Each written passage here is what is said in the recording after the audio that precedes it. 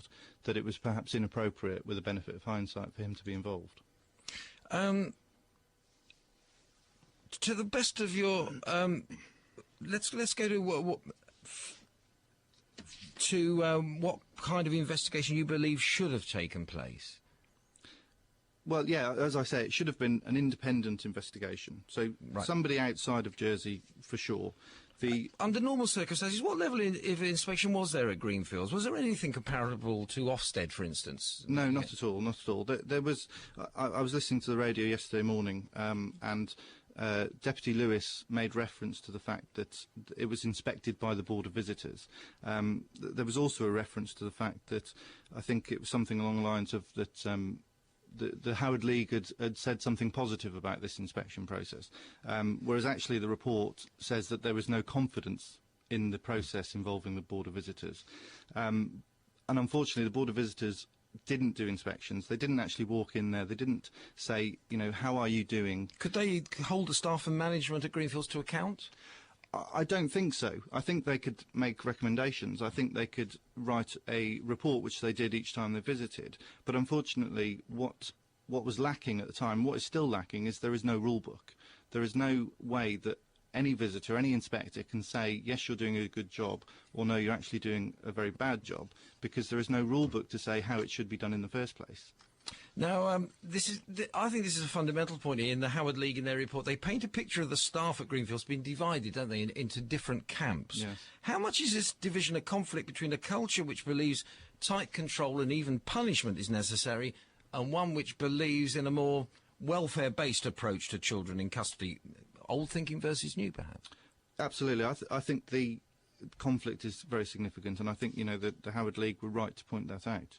There was a divide there when I was there as well, because obviously I represented perhaps the new way of thinking, if you like.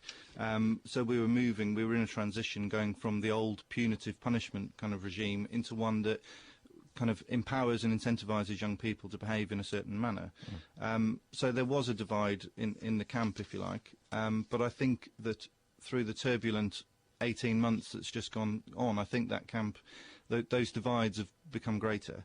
And I think that, as the Howard League perhaps rightly point out, there is some significant amount of work that needs to go in. But the report, doesn't it, it points out some staff believe they can't raise concerns with management at Greenfields, but the report also says some staff feel this view is an exaggeration. Yes. Well, there's always going to be two schools of thought.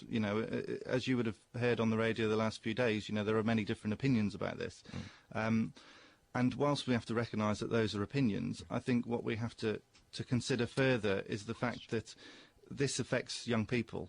And I think that, yes, the staff need to be supported in this, but ultimately they need to be supported so that they can support the young people. Whistleblowers policy? Well, there is a whistleblowers policy. There's been much talk of a whistleblowers policy. There is one already. There was one. I used it. Unfortunately, the states of Jersey choose how they respond to it. And in my case, they, sacked me when I raised a concern.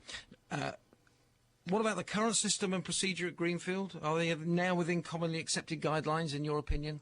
No, they're not. Why? Because, again, there's no rule book still. There is no benchmarking procedures. The Howard League have suggested they adopt national care standards. I very much believe in those procedures, and I think that until Jersey take that leap and say, we are going to bring in outside inspectors, that this problem will persist. Thank you very much indeed, Simon Bellwood. Now, in the interests of balance of fairness, we did invite Joe Kennedy, Manager for Secure and Residential Services for the Children's Executive, who was Simon Bellwood's immediate superior, to speak to us this morning.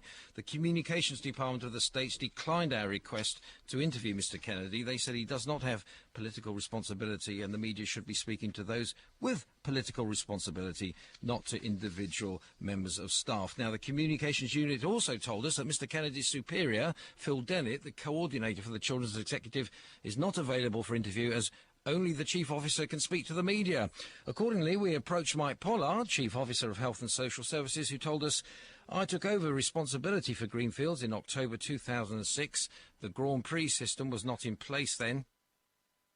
It was before my time, and I'm not going to be put in a position of making speculative comments on something I have no experience of managing. Also, while Greenfields is obviously referred to in one chapter, which it shares with the Young Offenders Institution at Lemoy in the Howard League report, there is a clue in the title of the report, a review of the Jersey youth justice system. As to why I'm not an expert in the domain, I suggest you speak to colleagues in the Home Affairs Department about these matters, most of which appear to be covered in the recently agreed criminal justice policy, which was navigated through the states by Minister Kinnard at the time. That was a quote from Mike Pollard, Chief Officer of Health and Social Services. The BBC shall, of course, continue to try to get answers to the many questions raised by the Howard League's report. And just after the news at 8 o'clock, we'll be taking a look at the United Nations Convention on the Rights of the Child, which the states have said they will be ratifying.